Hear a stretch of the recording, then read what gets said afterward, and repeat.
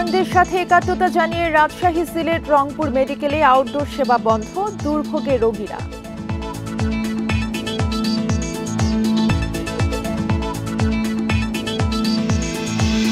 ধর্ষকদের বিচার ও শাস্তির দাবিতে জেলায় জেলায় মানববন্ধন, বিক্ষোভ, নারীর প্রতি সহিংসতা বন্ধে ব্যবস্থার তাগিদ।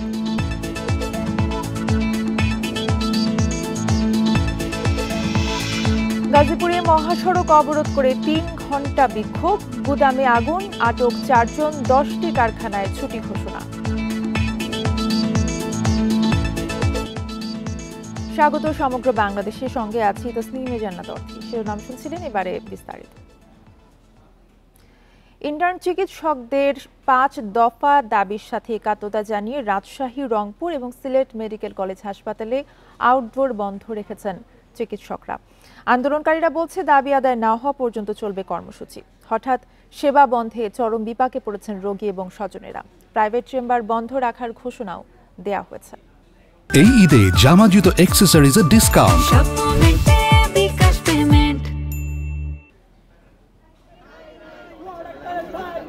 এমবিবিএস ডিগ্রি ছাড়া ডাক্তার পদবি ব্যবহার এবং ম্যাটসের কার্যক্রম বন্ধ সহ ৫ দাবিতে ১৯ ফেব্রুয়ারি আন্দোলনে নামেন রাজশাহী মেডিকেল কলেজ হাসপাতালের ইন্টার্ন চিকিৎসকরা।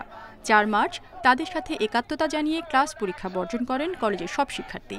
মঙ্গলবার সকাল থেকে বন্ধ হয় আউটডোর সেবাও। দাবি আদায়ে মানববন্ধন ও বিক্ষোভ কর্মসূচি পালন করেন আন্দোলনকারীরা।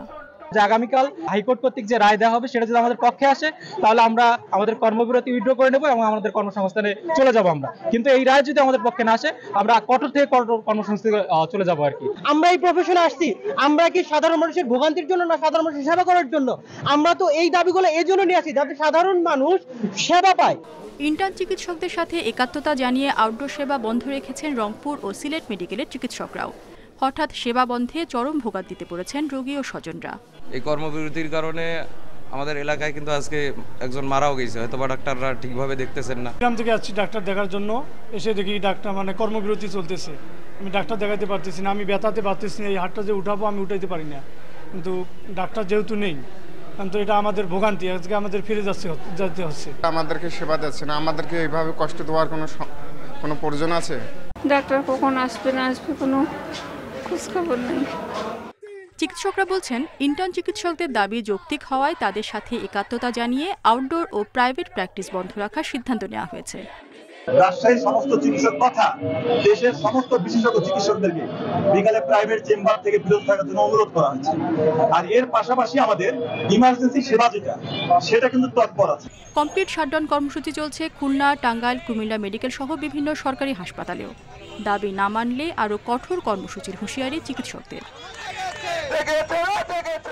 রেশমি নন্দী, ইন্ডিপেন্ডেন্ট নিউজ। চট্টগ্রামে শিশু বর্ষা ধর্ষণ এবং হত্যা মামলায় পুলিশ তদন্ত কাজে গড়িমসি করছে বলে অভিযোগ করেছে তার পরিবার। বিকেলে নগরীর প্রেস ক্লাবে আয়োজিত সংবাদ সম্মেলনে এই অভিযোগ করা হয়। এ সময় বর্ষার বড় বোন সালেহা আক্তার রুবি জানান, তার ছোট বোনকে ধর্ষণ ও হত্যার ৩ বছর পার হয়ে গেছে। গ্রেপ্তার আসামি আদালতে ১৬৪ ধারায় জবানবন্দিও দিয়েছেন। এরপরেও পুলিশ চার্জশিট জমা দিচ্ছে না বলে অভিযোগ তার। জানান, এই নিয়ে একাধিকবার যোগাযোগ করা হলে পুলিশ ডিএনএ টেস্টের রিপোর্টের কথা বলছে।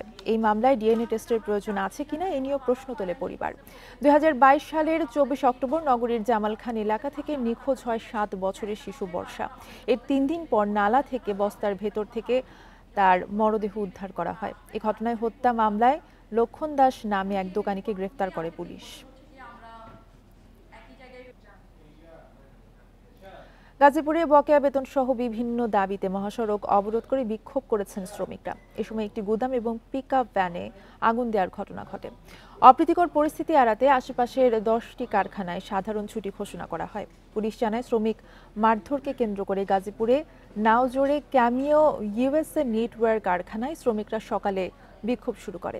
এক পর্যায়ে বিক্ষোভ ধরে একটি গুদাম ও পিকআপ ভ্যানে আগুন দেয়। পরে যৌথ বাহিনী ঘটনাস্থলে এসে পরিস্থিতি নিয়ন্ত্রণে আনে। এই ঘটনায় 4 জনকে আটক করা হয়েছে। এদিকে টঙ্গীতে সকাল 8টা থেকে বকেয়া বেতনের দাবিতে বিএসআইএস অ্যাপারেলস কারখানার শ্রমিকরা ঢাকা ময়মনসিংহ মহাসড়ক অবরোধ করেন। এ সময় যান চলাচল বন্ধ হয়ে যাওয়ায় ভোগান্তিতে পড়েন যাত্রী চালকরা। পরে প্রশাসকের আশ্বাসে বেলা 11টার পর অবরোধ তুলে নিলে স্বাভাবিক হয় যান চলাচল।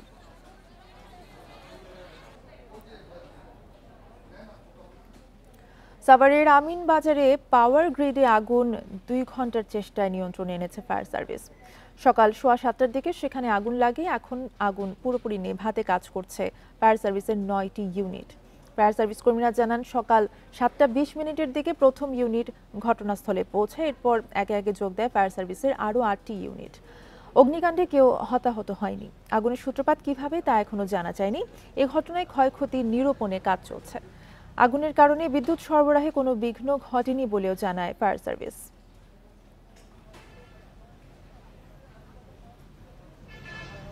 ক্ষয়ক্ষতি এবং আগুন লাগার কারণ যদি বলতে চাই এখনই বলা যাবে না। আমরা এখনো নির্বাপন কাজেই ব্যস্ত আছি এবং নির্বাপন করছি। এটা নির্বাপন শেষে আমাদের কমিটি হবে এবং ওই কমিটি আসলে অ্যাকচুয়ালি বলতে পারবে, কারণ এটা একটু প্রযুক্তিগত বিষয় আছে, এখানে টেকনিক্যাল অনেক কিছু আছে। বিদ্যুৎ সরবরাহের আমরা যারা অথরিটি আছে ওনাদেরকে বলছি তেমন কোনো সমস্যা হচ্ছে না। ওনাদের ব্যাকআপ ট্রান্সফরমার আছে, সেগুলো চালিয়ে ওনারা সরবরাহ সঠিকভাবে রাখার চেষ্টা করছে। নেত্রকোনা ও কুমিল্লায় হত্যা ও ডাকাতির ঘটনায় 5 জনকে গ্রেফতার করেছে পুলিশ। এর মধ্যে নেত্রকোনার দুর্গাপুরে খামারের পাহারাদারকে হত্যার পর গরু চুরির ঘটনায় 3 জনকে গ্রেফতার করা হয়েছে। দুপুরে এক সংবাদ সম্মেলনে জেলা পুলিশ সুপার মির্জা সায়েম মাহমুদ জানান, 5 মার্চ রাতে শুকনাকুড়ি গ্রামের খালেক আহমেদ শফিকের খামারে ডাকাতির ঘটনা ঘটে। এই ঘটনায় যুবদলের এক বহিষ্কৃত নেতাসহ 3 জনকে গ্রেফতার করা হয়েছে, তবে এখনও গরুগুলো উদ্ধার করা যায়নি। এদিকে কুমিল্লায় বিদেশি পিস্তল, পাইপগান ও গুলিসহ আন্তজেলা ডাকাত দলের 2 সদস্যকে গ্রেফতার করেছে পুলিশ। গ্রেফতার মামুন সড়কি এবং আরিফ নৌজান ডাকাত দলের সদস্য। তাদের বিরুদ্ধে দাউদকান্দি থানায় মামলা করা হয়েছে বলে জানায় পুলিশ।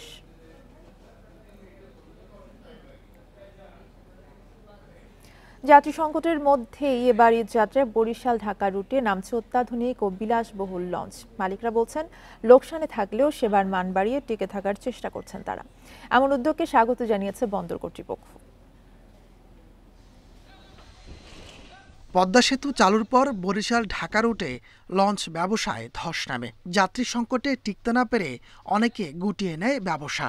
এমন অবস্থায় ঈদকে সামনে রেখে এ রুটে নামছে বিলাসবহুল লঞ্চ এম খান 7।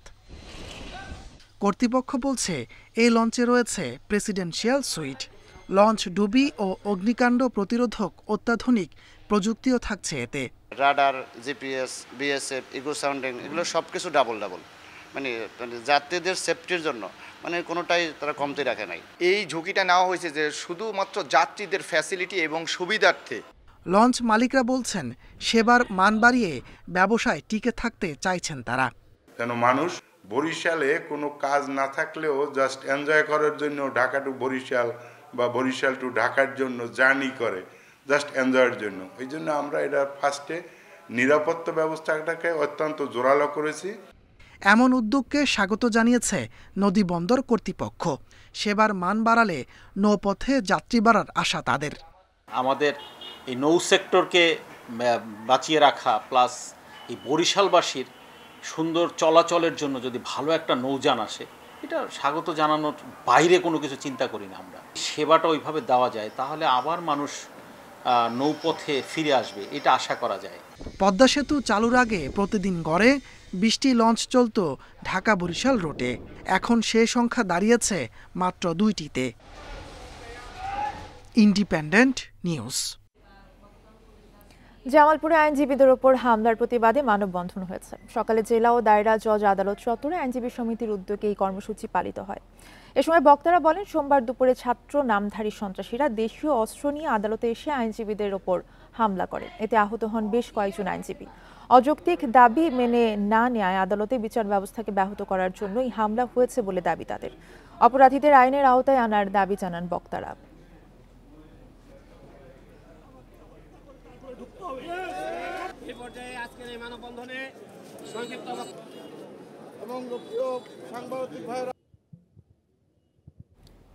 হবিগঞ্জ মেডিকেল কলেজ স্থানান্তরের সিদ্ধান্তের প্রতিবাদে বিক্ষোভ সমাবেশ ও মানববন্ধন অনুষ্ঠিত হয়েছে। দুপুরে জেলা সম্মিলিত নাগরিক আন্দোলনের উদ্যোগে জেলা প্রশাসকের কার্যালয়ের সামনেই বিক্ষোভ সমাবেশ এবং মানববন্ধন অনুষ্ঠিত হয়। এ সময় বক্তারা অবিলম্বে মেডিকেল কলেজ অন্যত্র স্থানান্তর বন্ধে অন্তর্বর্তী সরকারের প্রতি আহ্বান জানান। দাবি মানা না হলে ঢাকা সিলেট মহাসড়ক ও রেলপথ অবরোধ সহ সর্বস্তরের জনগণকে সাথে নিয়ে বৃহত্তর আন্দোলনের হুঁশিয়ারি দেন আন্দোলনকারীরা। প্রতিষ্ঠিত হবে, স্বৈর শাসককে বিদায় করেছি, এইভাবে আপনাদেরকে বিদায় করব। আপনারা ক্ষমতায় এসেছেন নির্বাচন আন্দোলন ছাড়া কোনো লাভে যাওয়া হয়নি, কাজে আন্দোলন করতে হবে। ইতিমধ্যে বিভিন্ন বক্তব্য সংগ্রামে অভিনন্দন। আমি এই পর্যায়ে আজকের এই আমরা সম্মিলিতভাবে আন্দোলন করবো, যেগুলো ভাবে হোক। হবিগঞ্জের 25 লক্ষ লোকের পানির দাবি, এখানে একটা মেডিকেল কলেজ থাকবে, এখানে জনগণ চিকিৎসা পাবে। আমাদের এই মেডিকেল কলেজ হবিগঞ্জ থেকে প্রত্যাহার করলে 30 লক্ষ মানুষ চিকিৎসা সেবা থেকে বঞ্চিত হবে। এ ছিল এখনকার সংবাদে। ইন্ডিপেন্ডেন্ট টেলিভিশনের আরও খবর জানতে চোখ রাখুন ফেসবুক, ইউটিউব এবং এক্স। ধন্যবাদ।